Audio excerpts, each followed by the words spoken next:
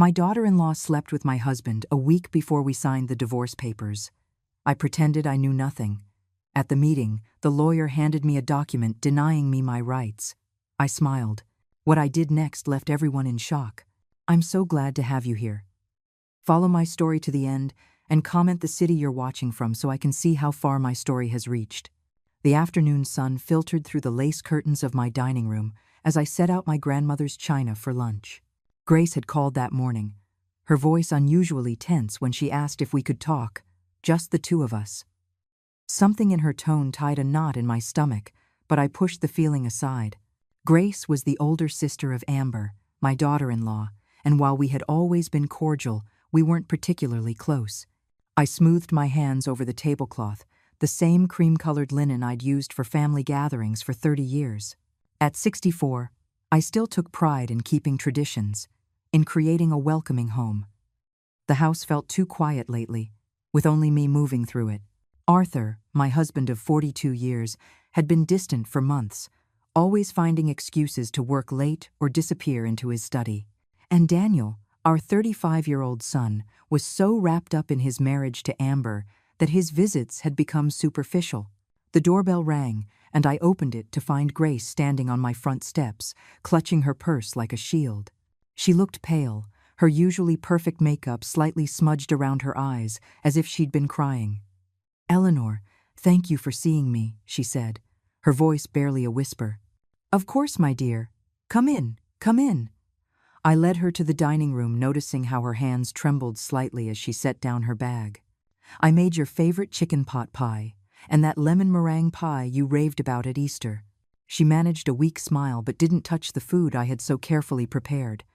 Instead, she stared at her intertwined hands, her knuckles white from the tension. "Grace, what is it? You look like you've seen a ghost." She met my gaze then, and I saw something in her brown eyes that chilled my blood. Hurt, guilt, and underneath it all, a desperate kind of love. "Eleanor, I need to tell you something, and I don't know how to say it without destroying everything." My heart began to pound, but I kept my voice steady. "Whatever it is, we can figure it out together." Grace took a shaky breath, tears welling in her eyes. "It's about Amber and Arthur." The world tilted slightly, but I forced myself to remain still. My hands folded calmly in my lap. "What about them? They're having an affair." The words came out in a rush, as if she'd been holding them in for so long they'd built up pressure. "I've known for weeks. I saw them together at that little cafe downtown, the one near Arthur's office. They were holding hands, kissing, acting like lovers." I felt something inside me crack, like ice breaking on a frozen pond, but my voice remained steady. "Are you sure?" Grace nodded miserably. "I confronted Amber about it. She didn't even try to deny it. She just laughed and said it was none of my business. But Eleanor, the things she said about you..." Her voice broke completely then. "What things?" I asked, though a part of me didn't want to know. "She said you were old and boring, that Arthur deserved better. She said once the divorce was final, she would make sure you got as little as possible. She's been planning this, Eleanor. All of it. She married Daniel to get close to the family, to the money. She's been working on Arthur for months." The room spun around me, but I gripped the edge of the table and held on. 42 years of marriage. A son I had raised with love and dedication. A daughter-in-law I had welcomed with open arms. All of it crumbling because of greed and betrayal. "Why are you telling me this?" I whispered. Grace reached across the table and took my hand. "Because it's wrong. Because you have been nothing but good to our family. And you don't deserve this. Because Daniel doesn't deserve to be married to someone capable of this level of deceit." She paused, wiping her eyes with her free hand. "And because I love my nephew and niece. And I can't stand by and watch Amber destroy everything good in this family." I looked at our joined hands, mine wrinkled and age-spotted, hers smooth and young. "Does Daniel know?" "No. And I don't know if I should tell him. It would destroy him." I rose slowly, walking to the window that overlooked the garden Arthur and I had planted together in our first years. The roses were in full bloom, their red petals brilliant against the green foliage. Everything looked so normal, so peaceful. But underneath, the roots were rotting. "What are you going to do?" Grace asked from behind me. I turned to her, and something had shifted inside me. The initial shock was giving way to something colder, more calculated. I had spent my entire adult life taking care of others, smoothing over problems, keeping the peace. But this was not something that could be smoothed over. "Nothing," I said calmly. Grace's eyes widened. "Nothing? I'm going to pretend I never heard this conversation. I'm going to smile and play the part of the devoted wife and mother, and I'm going to let them think they are winning. But Eleanor—" "Grace, my dear, some games require patience, and I have been patient for a very long time." I sat back down, pouring myself a cup of coffee with steady hands. "Tell me, does Amber know you're here?" "No, she thinks I'm at work." "Good. It needs to stay that way. Can you do that for me? Can you pretend you never told me this?" Grace nodded slowly. "But what about Daniel? What about their marriage?" I took a sip of coffee, letting the familiar ritual calm my racing thoughts. "Some battles aren't won by charging in with guns blazing, my dear. Sometimes you have to let your enemies believe they've already won." After Grace left, I sat alone in my dining room for a long time, staring at the untouched pie and pot pie. The house felt different now, as if the very walls had shifted. Every family photo on the mantel, every shared memory tied to the furniture and decor, all of it was tainted by the knowledge of what was happening under my own roof. When Arthur came home that night, I was in the kitchen preparing his favorite dinner, beef brisket with potatoes and carrots, the same meal I had made every Thursday for 40 years. "Smells good," he said, not meeting my eyes as he loosened his tie. "Long day at the office?" I asked pleasantly, as if I didn't know he'd likely spent his lunch hour with my daughter-in-law. "The usual." He disappeared upstairs to change, and I continued setting the table, my movements automatic and precise. When he returned, we ate in relative silence, the conversation limited to mundane topics about the weather and household repairs. But I watched him carefully now, noticing things I had overlooked before. The way he checked his phone constantly, the new cologne he had started wearing, the fact that he no longer looked at me when he spoke. 42 years, and I was only now seeing my husband clearly. That night, as I lay beside him in our marriage bed, I stared at the ceiling and made a decision. They wanted to play a game? Fine. But they had no idea who they were playing with. Living with the knowledge of betrayal was like walking on broken glass. Every smile I forced, every pleasant conversation I maintained, cut deeper into my soul. But I persisted, playing my part as the naive wife and mother, all while carefully observing the elaborate deceit unfolding in my own home. 3 days after Grace's revelation, Amber arrived for our usual Sunday dinner. She swept into my kitchen wearing a new designer dress, her blonde hair perfectly styled, her smile as bright and fake as costume jewelry. "Eleanor, you look wonderful," she gushed, embracing me with theatrical warmth. "I love what you've done with the flowers on the table." I returned her hug, noting the expensive perfume clinging to her skin, the same scent I had detected on Arthur's shirts lately. "Thank you, dear. Daniel should be here soon. Would you like some iced tea while we wait?" "That would be lovely." She settled herself at the kitchen island, crossing her legs elegantly. "Actually, I was hoping we could chat a bit, just us girls." My hands remained steady as I poured the tea, though my heart began to race. "Of course, what's on your mind?" Amber took a delicate sip and leaned forward conspiratorially. "I'm worried about you, Eleanor. About you and Arthur." The audacity of it almost took my breath away. Here she was, the architect of my marriage's destruction, pretending to be concerned. "Oh? Why would you be worried?" "Well, you two just seem so distant lately. At family gatherings, there's this tension." She placed her manicured hand over mine in a gesture of false sympathy. "Marriage can be so challenging after so many years. Sometimes the spark just fades." I nodded thoughtfully, as if I were considering her words. "You know, you might be right. We have been going through a difficult time." Amber's eyes lit up with a satisfaction she tried to disguise as concern. "Have you considered therapy? Or maybe it's time to think about what would make you both happiest in the long run. Do you think we should get a divorce?" I asked, my voice carefully neutral. "I'm not saying that," she backtracked quickly. but I could see the excitement under her worried facade. I just think life is too short to stay in an unfulfilling marriage. You deserve to be happy, Eleanor. You deserve someone who appreciates you. The irony was suffocating. That's very thoughtful of you to say. I care about this family, she continued, her voice taking on a practiced sincerity. Daniel would want both his parents to be happy, even if that means being apart. And honestly, you're still such an attractive woman.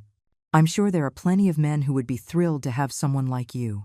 I smiled and nodded, playing the part of the naive older woman being gently guided toward divorce by her caring daughter-in-law.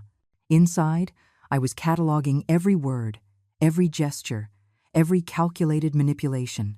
When Daniel arrived, the dynamic shifted immediately. Amber transformed into the doting wife, hanging on his every word, constantly touching his arm, laughing at his jokes with exaggerated delight. But I noticed how her eyes kept darting toward the driveway, waiting for Arthur's car to pull in. Arthur walked into the dining room 20 minutes late, claiming he'd been held up at the office. Amber's cheeks flushed as he kissed my cheek in greeting, and I watched their eyes meet for a moment too long across the table. "Sorry I'm late," Arthur said, taking his usual seat. "Crisis with the Martinez account." "No problem," Daniel replied. "We were just talking about the vacation Amber and I are planning for next month." "Oh, that's right," Arthur said, his attention suddenly sharp. "Where are you thinking of going?" "We haven't decided yet," Amber said, her voice breathier than usual. "Maybe somewhere warm and tropical, a place where we can just escape from everything." The way she looked at Arthur when she said escape made my stomach turn, but I continued cutting my brisket with steady hands, my expression pleasant. "That sounds wonderful," I said. "You young people work so hard, you deserve a break." After dinner, while Daniel and I cleared the plates, Amber and Arthur remained at the table, their conversation low and intimate. I strained to catch snippets of their words. "We can't keep doing this," Amber's voice, urgent and pleading. "Not much longer now," Arthur's reply, reassuring. "Does she suspect anything?" Amber again, worried. "She doesn't know a thing," Arthur, dismissive. "They were wrong. I knew everything." But I continued loading the dishwasher, humming softly, as if I didn't have a care in the world. The following week, I made an appointment with my lawyer. Not the family lawyer Arthur and I had used for years, but a sharp woman named Catherine Ward, who specialized in complex divorce cases. Her office was in a part of Philadelphia far from our usual haunts, ensuring I wouldn't be seen by anyone who might report back to Arthur. Catherine was younger than me, probably in her 40s, with intelligent dark eyes and an air of competence that immediately put me at ease. "Mrs. Morales," she said after I'd explained my situation, "I have to ask why you haven't confronted your husband directly about the affair." I clasped my hands in my lap, choosing my words carefully, because I want to understand exactly what I'm dealing with before I make any moves. This house, our assets, our family's legacy. I need to know where I stand legally. Catherine nodded in approval. "Smart approach. Let's start with the basics. How are your assets currently titled?" For the next hour, we went through everything. The house, purchased 40 years ago with money from my family's estate. The investment accounts, built up over decades of careful saving. The family business Arthur had inherited from his father. Most importantly, the trust that had been established by my grandfather, which included the house and several other properties. "This is interesting," Catherine said, studying the trust documents I had brought. "Your grandfather was very forward-thinking. This trust has some very specific provisions regarding inheritance and divorce." "What kind of provisions?" "Well, the house can never be sold or transferred to anyone outside of your direct bloodline. Even if you divorce, your husband would have no claim to it. And there's a clause in here about infidelity that's quite unusual for trusts established in that era." My pulse quickened. "What does it say?" Catherine read from the document. "In the event that a marriage is dissolved due to adultery, the innocent party shall retain all rights to the trust properties, and the offending party shall forfeit any and all claims to assets derived from or connected to said trust." I leaned back in my chair, feeling something like hope stir in my chest for the first time in weeks. "So, if I can prove Arthur's affair, you would retain not only the house, but several other properties and investments that are connected to the trust. Properties that your husband currently believes he has a claim to. And he doesn't know about these provisions? Catherine shook her head. From what you've told me, it sounds like he's operating under the assumption that you would be entitled to half of everything in a standard divorce proceeding. He has no idea about the trust protections. I left Catherine's office feeling lighter than I had in weeks. Arthur and Amber thought they were playing chess, but they didn't even know all the pieces on the board. That night, I watched as Arthur struggled to maintain his facade of the devoted husband. He praised my cooking with forced enthusiasm, asked about my day with manufactured interest, and kissed my forehead goodnight with lips that had been kissing another woman. But I could see the cracks in his performance. The guilt was eating at him, even as his arrogance convinced him he was getting away with it. "Arthur," I said, as we were getting ready for bed, "I've been thinking about what Amber said the other day, about our marriage." He went still, his back to me as he hung up his shirt. "What about it? Maybe she's right. Maybe we should consider our options." He turned then, and I saw a flash of something in his eyes. Relief? Excitement? "Are you saying you want a divorce?" I shrugged, as if the thought didn't break my heart. "I'm saying maybe it's time for both of us to find our happiness, wherever that may lead." Arthur nodded slowly, trying to look solemn while clearly fighting a smile. "If that's what you want, Eleanor, I just want you to be happy." Liar. But I smiled back at him, playing my part in this terrible theater. "I want us both to be happy." As I lay in bed that night, listening to Arthur's satisfied breathing beside me, I thought of Amber's triumphant smile, of the expensive dress and perfume she now wore to family dinners, of the way she touched my son's shoulder while planning her escape with his father. They thought they were so clever. They thought they had already won. They had no idea the game was just beginning. The law offices of Sterling and Associates occupied the top floor of a gleaming skyscraper, all marble and mahogany designed to intimidate. I sat in the reception area, my hands folded calmly in my lap, while Arthur paced near the floor to ceiling windows, checking his phone every few seconds. He'd been on edge all morning, snapping at me over breakfast and muttering under his breath about getting this over with. Amber had insisted on coming, claiming she wanted to support Daniel during this difficult time for the family. Now she sat next to my son, her hand resting possessively on his thigh as she whispered reassurances in his ear. Daniel looked devastated, his face pale and drawn. He still believed this divorce was a mutual decision, a sad but amicable end to a marriage that had simply run its course. If only he knew the truth. Mr. and Mrs. Morales, a tall, silver-haired man in an expensive suit, approached us. "I'm Richard Sterling. Thank you for coming in today." Arthur had chosen Sterling himself, claiming the man was the best divorce attorney in the city. What Arthur failed to mention was that Sterling was also a longtime friend of his from the golf club, a detail I had uncovered during my own background research. We were led into a conference room dominated by a massive table surrounded by leather chairs. Sterling took his seat at the head, spreading documents across the polished surface with practiced efficiency. Arthur sat to his right, while I took the chair directly opposite them. Daniel and Amber positioned themselves at the far end of the table, close enough to observe but removed from the main proceedings. "Before we begin," Sterling said, his voice carrying the smooth authority of someone used to controlling rooms, "I want to ensure everyone understands that this is intended to be an amicable dissolution. Both parties have expressed a desire to handle this matter with dignity and fairness." I nodded gracefully.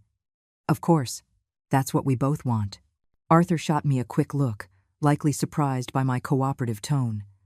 He had been expecting a fight, arguments, tears. Instead, I had been nothing but reasonable since agreeing to the divorce, which had clearly unsettled him. "Excellent," Sterling continued. "Now, let's review the proposed settlement." He slid a thick binder across the table toward me. "As you'll see, we've attempted to divide the marital assets equitably, taking into consideration the length of the marriage and both parties' contributions." I opened the binder and began to read, my expression neutral even as the words on the page made my blood boil. According to Sterling's proposal, I would receive the small downtown condo we'd bought as an investment 15 years ago, along with half of our joint savings account and a modest monthly alimony payment. Arthur would retain the family home, the business, the vacation properties, and the majority of our investment portfolio. This seems rather one-sided, I said softly, not looking up from the documents. Sterling cleared his throat. I understand your concern, Mrs. Morales, but we have to consider the reality of the situation. Your husband has been the primary earner throughout the marriage, and the business requires continuity of leadership. The house has significant upkeep costs that would be difficult for you to manage on a reduced income. Translation. They thought I was too old, too dependent, too naive to fight for what was rightfully mine. Furthermore, Sterling continued, his tone growing more condescending, there are some complications regarding the house specifically. It seems there may be some irregularities with the original deed and the trust documentation. Until those matters are sorted out, it would be prudent to leave the property in Mr. Morales's name to avoid any legal entanglements. I almost laughed at the sheer audacity of it. They were trying to steal my family's home using fabricated legal complications. I could see Amber sitting up straighter in her chair, likely calculating how soon she could redecorate the master bedroom. I see, I said quietly. And these irregularities, when do you expect them to be resolved? Sterling waved his hand dismissively. These things can take years to sort out. Generational property transfers, trust modifications, it's quite complex. Really, it's better for everyone if we keep things simple. Eleanor. Arthur leaned forward, his voice taking on the patient tone he'd used to explain complex business deals to me for years. I know this isn't easy, but Sterling knows what he's talking about. This way, you won't have to worry about property taxes, maintenance, all those headaches. The condo will be perfect for you, much more manageable. Manageable, as if I were a child who needed to be protected from adult responsibilities. I looked around the table, taking in each face. Sterling, smug and satisfied with his clever manipulation of legal language. Arthur, trying to look sympathetic while barely containing his excitement at getting everything he wanted. Amber, her eyes shining with triumph as she pictured herself as the lady of my family's house. And Daniel, my sweet boy, looking uncomfortable but trusting that his parents were handling things fairly.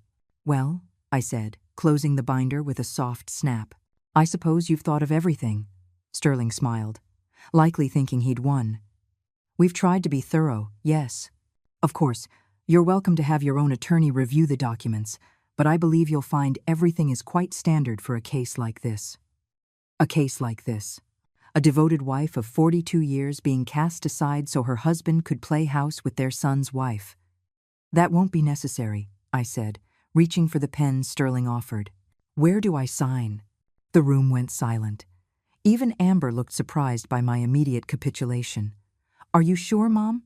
Daniel asked, his voice uncertain. Maybe you should take some time to think about it. I turned to my son, this good man who still believed in fairness and honesty because I had raised him to, and I smiled. Sweetheart, sometimes in life you have to know when to fight and when to accept reality. Your father and I have had a good run, but it's time for us both to start new chapters. Arthur was frowning now, clearly baffled by my easy surrender. He had expected a battle. He had likely prepared arguments and justifications for why he deserved everything. My compliance was making him nervous. You sign here, Sterling said, pointing to a line at the bottom of the final page. And here, and initial here. I signed my name with steady strokes, each letter precisely formed. Eleanor Elizabeth Morales. The same signature I had used on our marriage certificate 42 years ago, back when I believed in forever. There, I said, putting down the pen and looking directly at Arthur. I hope this gives you everything you're looking for. Something flickered in his eyes. Then guilt, perhaps, or a belated recognition of what he was destroying. But the moment passed quickly, replaced by the selfish satisfaction of a man who thought he'd gotten away with betraying his wife. Amber could barely contain herself. She reached over and squeezed Daniel's hand, her voice breathy with excitement. I'm so proud of how you're both handling this with such maturity. It takes real strength to put family first. Family first. The woman who was sleeping with her father-in-law was giving me a lecture on putting family first. Thank you, dear, I said warmly. That means a lot, coming from you. As we prepared to leave, Sterling gathered the signed documents with obvious satisfaction. I'll file these with the court tomorrow. The divorce should be finalized in 60 days. 60 days until Arthur was free to marry his son's wife. 60 days until Amber thought she would be living in my family's home. 60 days until they discovered that some games have rules the players don't even know exist. Outside the building, Daniel hugged me tightly, his eyes moist with unshed tears. "Mom, are you okay? You seem so calm about all this." I patted his cheek, this boy who looked so much like his father at that age, back when Arthur still had a soul. "I'm fine, sweetheart. Everything is going to work out exactly as it's meant to." Amber appeared beside us, her arms sliding around Daniel's waist in practiced possession. "Your mom is incredibly strong, honey. She's going to be so much happier now." "I'm sure I will," I agreed, meeting her triumphant gaze with a serene smile. "I'm sure we all will be." As they walked away, I could hear Amber's excited chatter about helping me pack, about finding me a nice retirement community where I could make friends my own age, about how much simpler life would be for everyone now. I stood there in the shadow of the skyscraper, watching my husband and daughter-in-law celebrate their victory, and I felt a deep, cold satisfaction settle in my chest. They thought they had won. They thought they had outsmarted the naive, aging woman who had spent 42 years taking care of everyone else. They had no idea that in exactly 60 days, when their divorce was final and they tried to claim their prizes, they would discover that some properties don't belong to husbands or wives, but to bloodlines that stretch back for generations. I walked to my car with steady steps, already thinking about the phone call I needed to make to Catherine Ward. There were preparations to complete, documentation to gather, and a few more moves to make in this chess game they didn't even know they were losing. The real show was about to begin. 2 weeks after I signed the divorce papers, I was tending to my rose garden when I heard the sound of tires crunching on the gravel driveway. Daniel's car pulled in, but something was wrong. Instead of his usual cheerful greeting, he sat behind the wheel for a long moment, his hands gripping the steering wheel as if it were the only thing holding him upright. When he finally emerged, I could see that my son was broken. His normally impeccable appearance was disheveled, his shirt wrinkled, his hair unkempt. But it was his eyes that broke my heart. They had the hollow, devastated look of someone whose world had just collapsed. "Daniel?" I put down my gardening shears and rushed toward him. "Sweetheart, what is it? What's wrong?" He looked at me for a moment, his mouth opening and closing as if he couldn't find the words. Then his face crumpled, and he collapsed onto my front steps like a puppet whose strings had been cut. "She's been lying to me," he whispered, his voice raw with pain. "This whole time, she's been lying, and—" I sat down next to him, not trusting myself to speak. Part of me wanted to pull him into my arms and tell him everything would be okay. Another part wanted to demand details, to finally have confirmation of what I had known for weeks. Instead, I waited, letting him find his way to the truth in his own time. "I found text messages," he continued, staring at his hands. "Hundreds of them. Between Amber and Dad. They've been planning this whole thing for months." My heart ached for him, but I forced my voice to remain calm. "Planning what exactly?" Daniel let out a bitter laugh that sounded nothing like my gentle son. "The divorce. The affair. They thought they were so clever, waiting until after you signed the papers to run off together. Amber was bragging to someone about how easy it was to manipulate both of you." The words hit me like physical blows, even though I'd known the truth for weeks. Hearing it from Daniel's lips made it real in a way all my observations and suspicions hadn't. "How did you find out?" I asked quietly. "Grace called me." Daniel's voice was thick with both gratitude and pain. "She said she couldn't watch it happen any longer. She told me where to look, what to look for." I thought she was crazy at first, but then I checked Amber's phone while she was in the shower, and he trailed off, unable to finish the sentence. I could imagine what those messages contained. The excitement, the planning, the cruel laughter at the expense of the people they were betraying. "Grace has been trying to warn people for weeks," Daniel went on.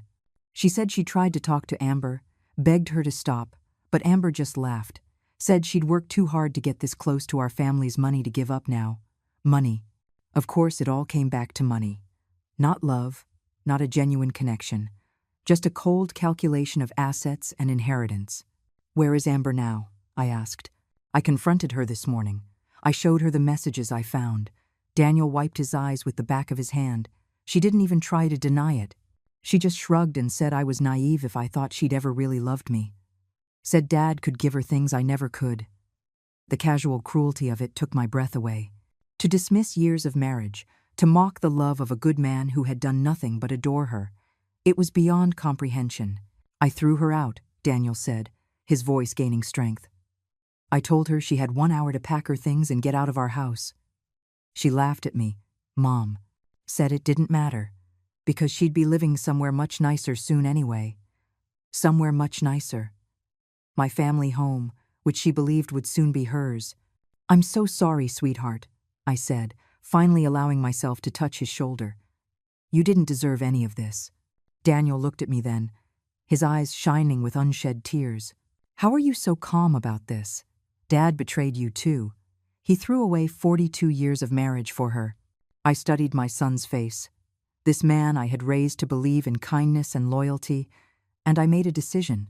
He deserved to know he wasn't alone in this, that someone else was fighting for what was right.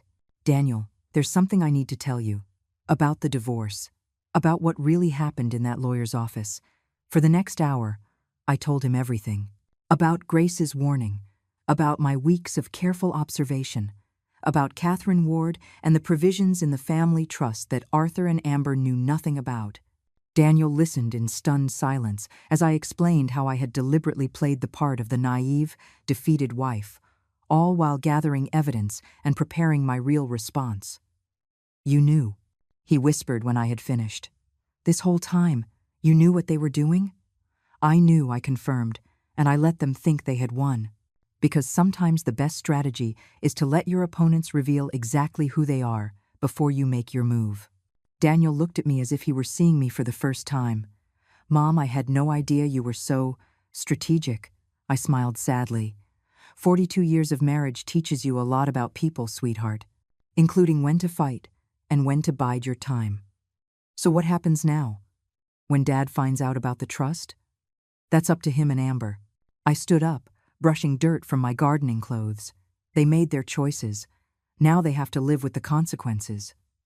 Daniel stood up too, looking more like himself than he had since he arrived. "What about us?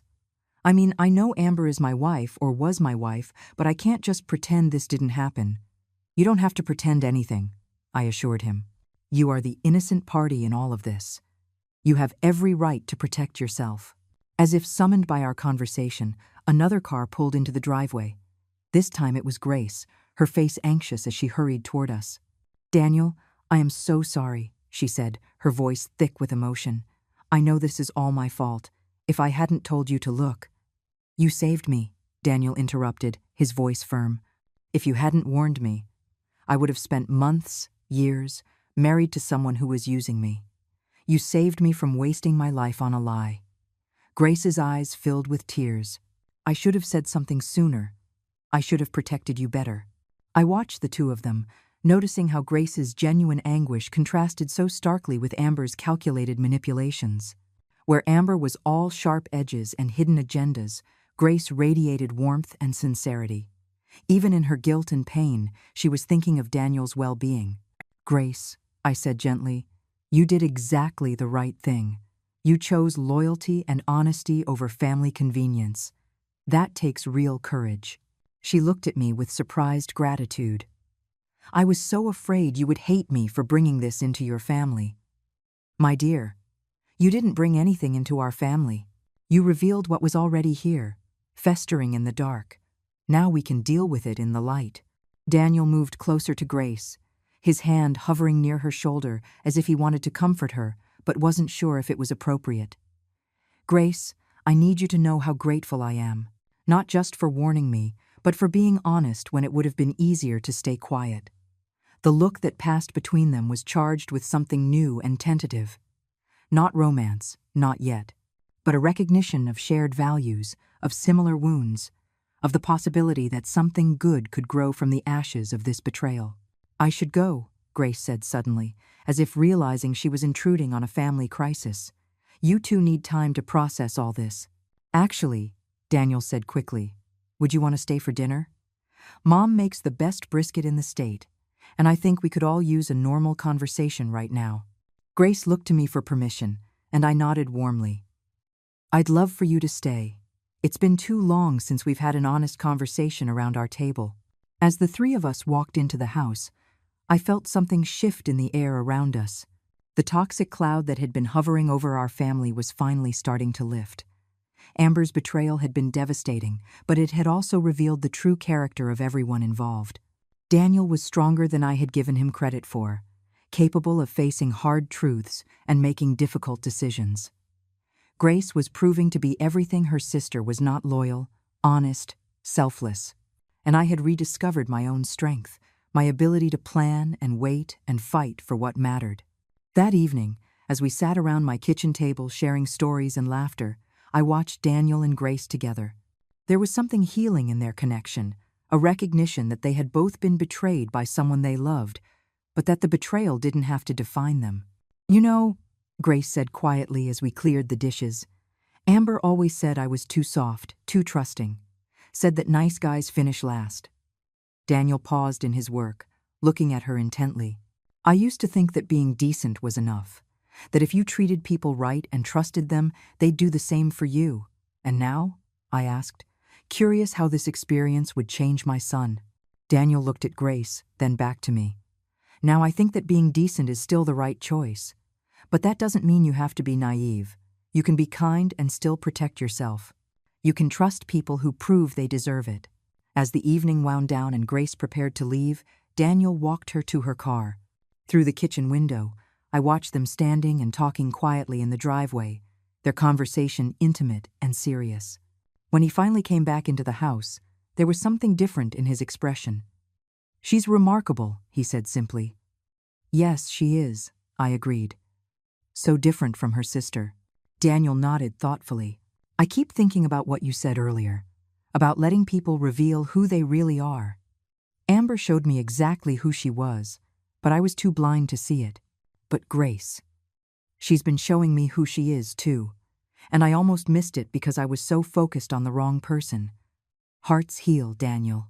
And when they do, they often see more clearly than before. That night, as I got ready for bed in the house that would soon legally be mine again, I thought about the strange turns life takes.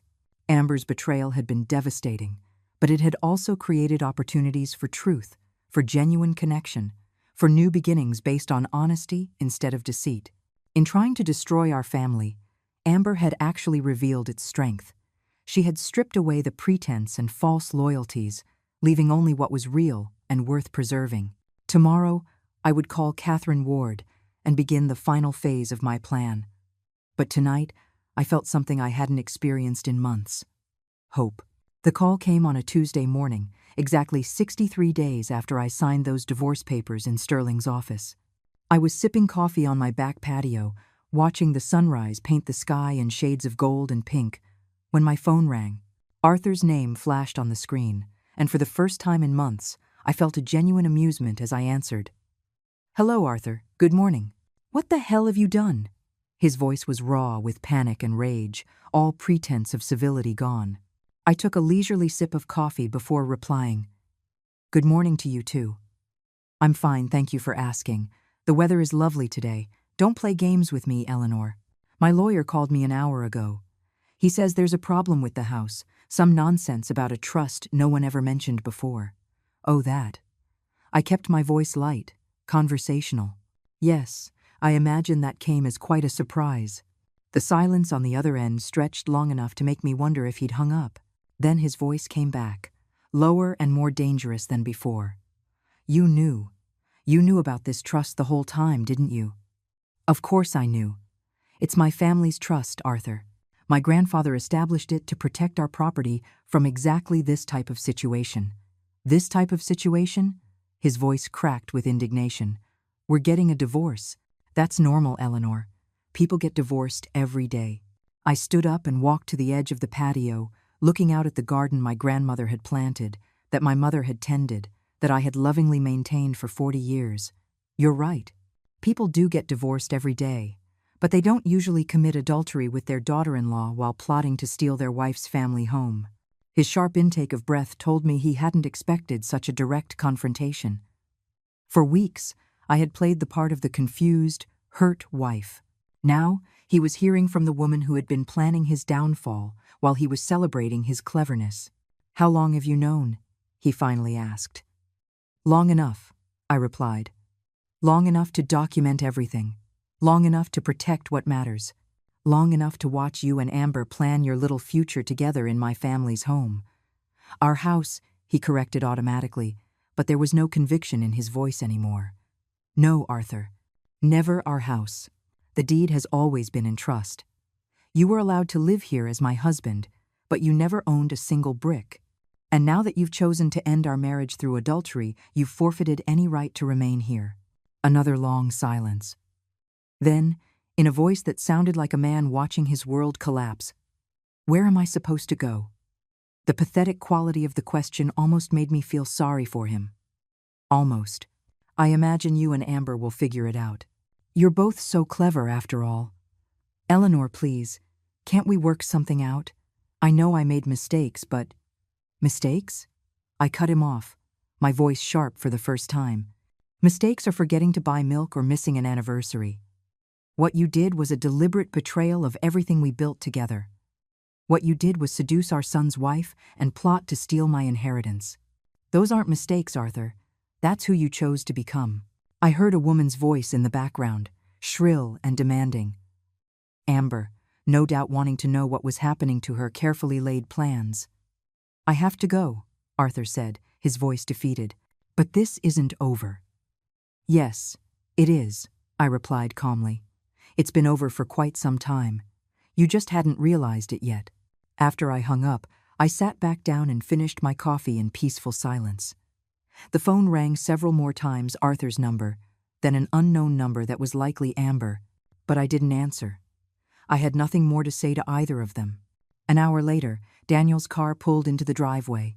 He looked serious but determined as he walked up the patio steps, Grace by his side, holding a manila folder. "Mom, we need to talk," he said without preamble. "Of course. Sit down."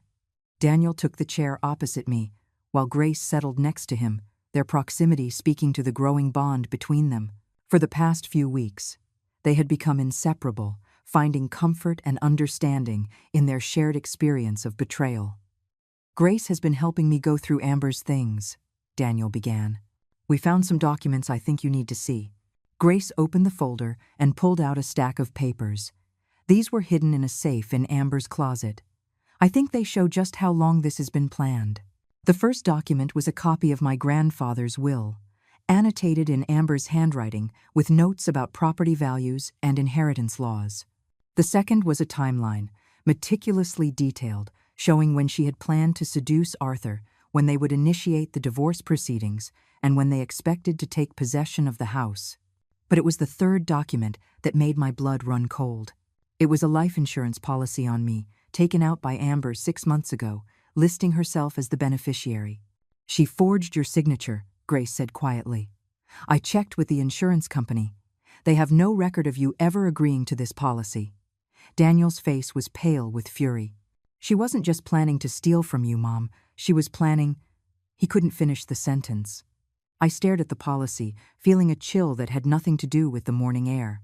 The woman I had welcomed into my family, whom I had treated like a daughter, had been planning not only my financial ruin, but potentially something much worse. "There's more," Grace continued, pulling out a printed email. "This is from a private investigator Amber hired to look into your family's assets. She's been digging into the trust for months, trying to find loopholes." The investigator's report was thorough and chilling. It detailed not only the provisions of the trust, but my daily routines, my medical history, my relationships with neighbors and friends. Amber had been studying me like a predator studies its prey. "Daniel, I need you to take these documents to the police," I said, my voice steady despite the turmoil in my chest. "The forged insurance policy alone is a felony."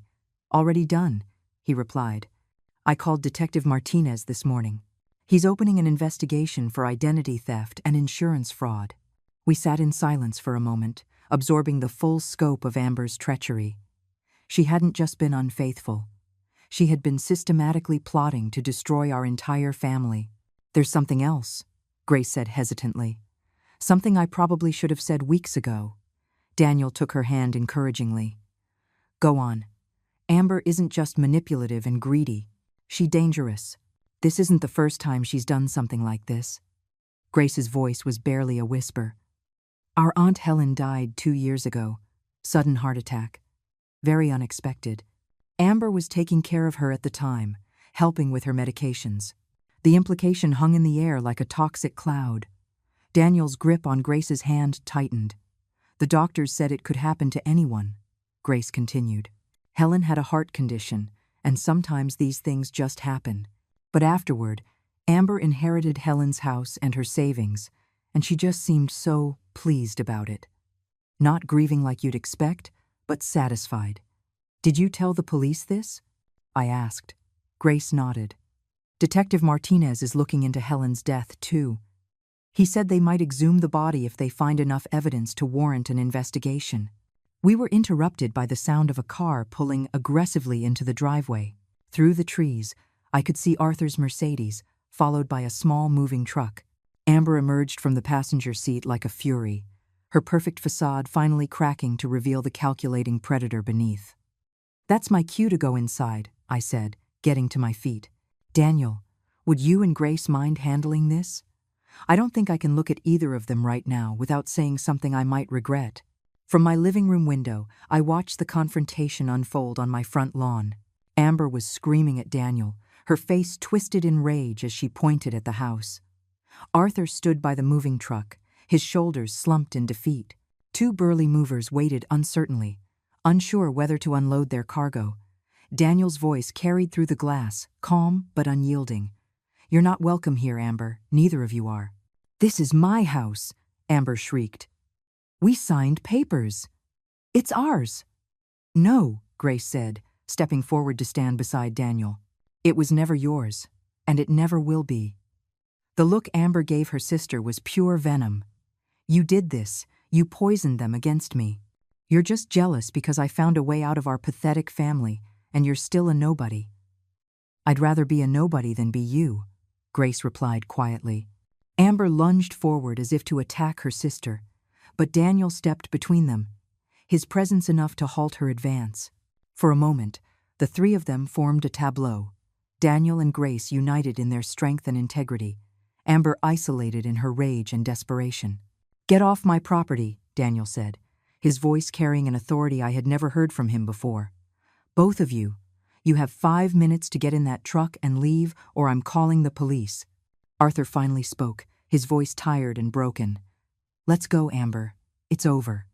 But Amber wasn't ready to accept defeat. She spun toward the house, her eyes wild as she caught sight of me in the window. "This isn't over," she screamed.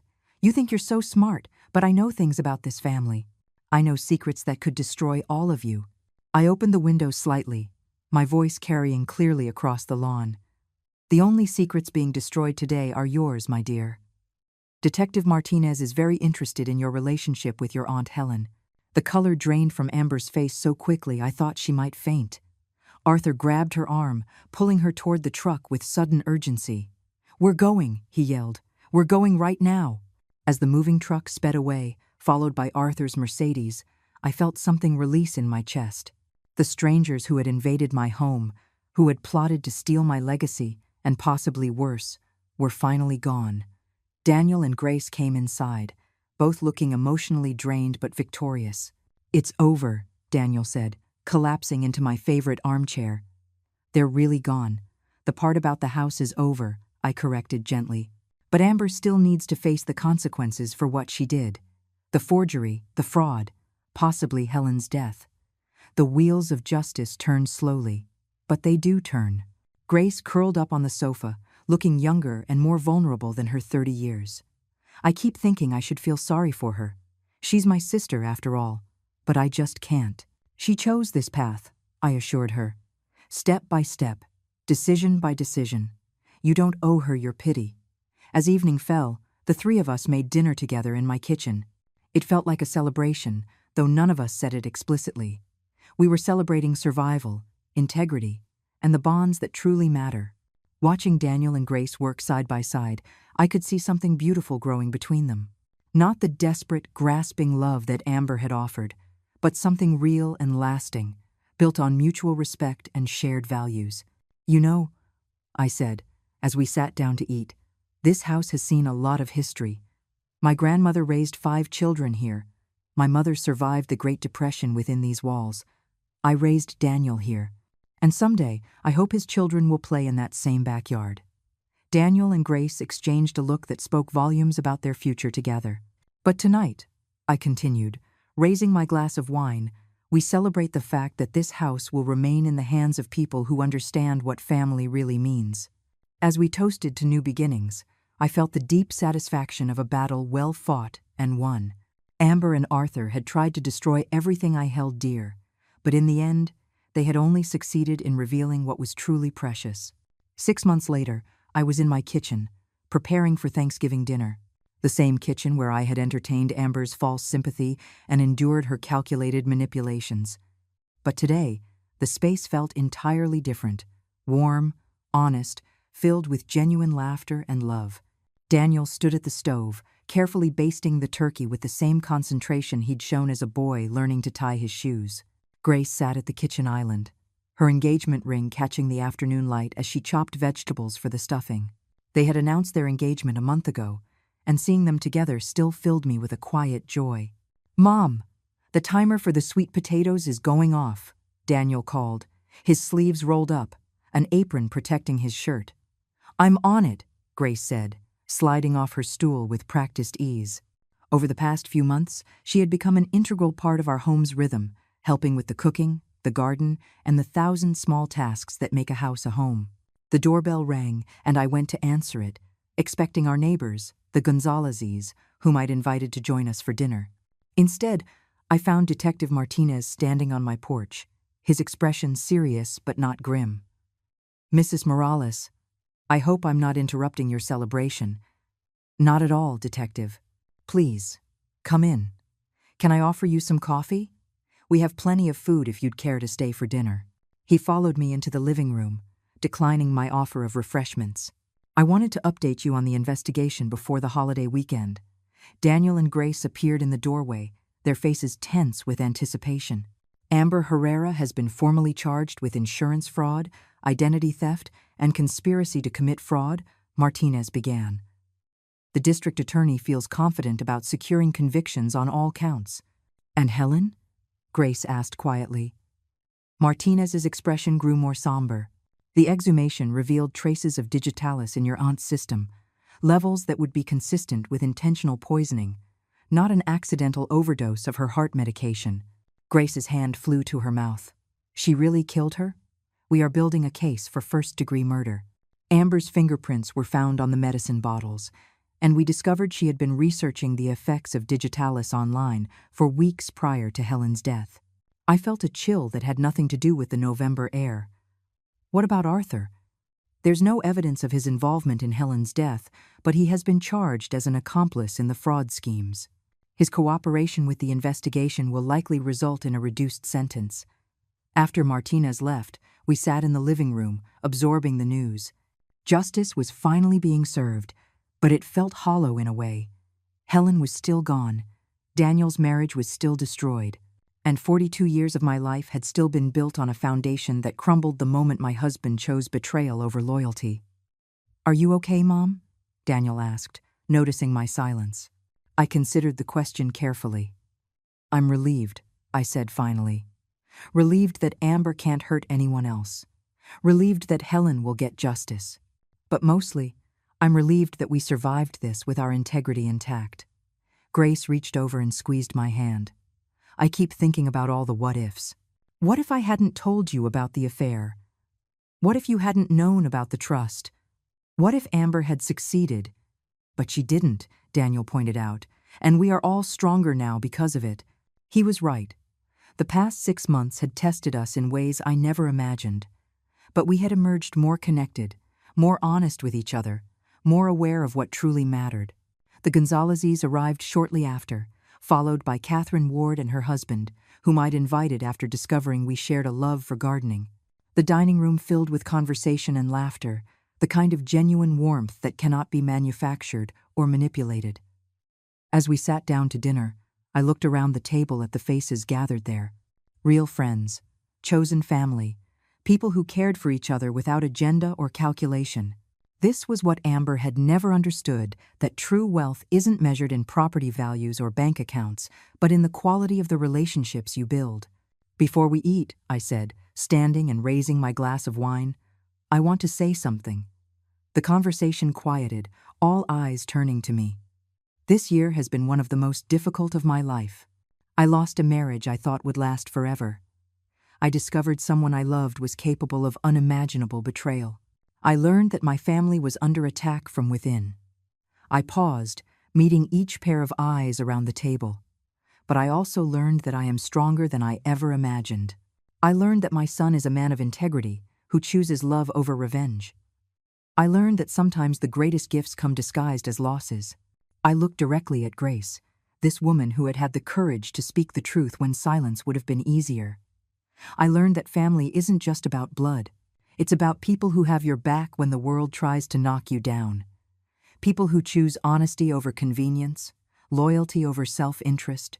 Daniel stood and raised his own glass. To Mom, who taught us that grace under pressure isn't just a saying, it's a way of life. To Eleanor, Catherine added, who proved that patience and planning can overcome any adversary. To new beginnings, Grace said softly. And to the families we choose, as much as the families we are born into. As we clinked glasses, I felt a deep sense of completion. Not because the story was over. Daniel and Grace would be married in the spring. There would be grandchildren eventually. Life would go on with all its joys and challenges, but because I finally understood who I was, separate from being Arthur's wife or Daniel's mother. I was Eleanor Morales, guardian of my family's legacy, protector of what mattered, survivor of betrayal, and architect of my own future. After dinner, as our guests were preparing to leave, Catherine pulled me aside. "Have you thought about what you're going to do with the downtown condo?" she asked. "The one from the divorce settlement?" I smiled. "I'm thinking of turning it into a shelter for women who are rebuilding their lives after divorce. Nothing big or institutional, just a quiet place where someone can stay while they figure out their next chapter." Catherine nodded in approval. "Amber probably thought she was taking something valuable from you with that settlement. She had no idea she was giving you away to help other women in similar situations. Ironic, isn't it? Her greed became the foundation for something genuinely useful." Later that night, after Daniel and Grace had gone home to their apartment, I walked through the quiet house, turning off lights and checking locks, the same ritual I had performed for 40 years. But it felt different now, peaceful instead of routine, secure instead of automatic. In my bedroom, I opened the jewelry box where I kept my most precious possessions. I ran my fingers over the pearl necklace my mother had given me, over my grandmother's gold bracelet. I found what I was looking for, my original wedding ring. The simple gold band Arthur had placed on my finger when we were both young and full of dreams. I held it up to the lamplight, studying the inscription inside. Forever and beyond. Forever had lasted 42 years. Beyond had ended the day he chose another woman over his family. But that didn't erase the good years, the love that had been real, even if it hadn't been permanent. I placed the ring back in the box, not with anger or sadness, but with acceptance. That chapter of my life was closed, but the story went on. My phone buzzed with a text from Daniel. "Thanks for an amazing Thanksgiving, Mom. Grace and I are so grateful to have you in our lives." I typed back, "Thank you for becoming the man I always knew you could be. Sleep well." A second message appeared, this one from Grace. "I never had a mother who believed in me the way you do. Thank you for showing me what real strength looks like." I wiped away the tears that sprang to my eyes. At 64, I was discovering that some of life's greatest gifts arrive in the second act, when you finally understand what you're worth and refuse to settle for anything less. The house settled around me with familiar creaks and sighs, the sounds of a structure that had weathered many storms and would weather many more. I thought of my grandmother, who had raised 5 children in this house during the Great Depression. I thought of my mother, who had kept it as a sanctuary during World War II when my father was overseas. I was part of a long line of strong women who had protected what mattered, who had faced adversity with grace and determination. Amber had tried to break that chain, but she had only succeeded in forging it stronger. Tomorrow, I would start planning the shelter for divorced women, using the condo that was supposed to be my consolation prize. Next month, I would help Daniel and Grace plan their wedding, which would take place in the garden where my grandmother had married my grandfather 80 years ago. But tonight, I would simply be grateful for survival, for discovery, for the knowledge that at any age, at any stage of life, it is never too late to find out who you really are when all that is false is stripped away. Outside my window, the November wind whispered through the bare branches of the oak tree Arthur and I had planted on our 10th anniversary. It had weathered storms, droughts, and countless seasons of change. Like me, it had bent but not broken. It had endured. It had grown stronger. In the spring, it would bloom again. And so would I. Now I'm curious about you who listened to my story. What would you do if you were in my place? Have you ever been through something similar? Comment below. And meanwhile, I'm leaving on the final screen 2 other stories that are favorites and that will definitely surprise you. Thank you for watching until here. I'll see you in the next video.